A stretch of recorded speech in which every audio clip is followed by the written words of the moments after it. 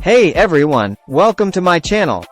Today I'm going to show you a 30-day beginner workout that you can do at home. This workout is perfect for people who are just starting out and want to get in shape.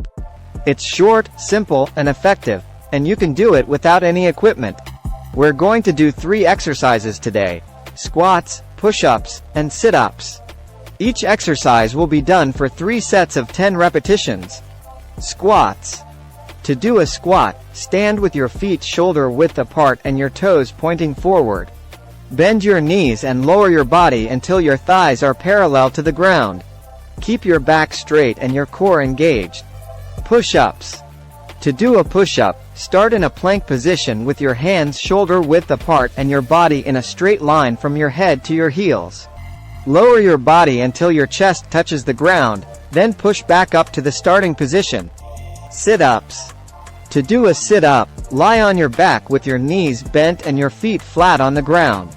Place your hands behind your head and curl your upper body up until your elbows touch your knees.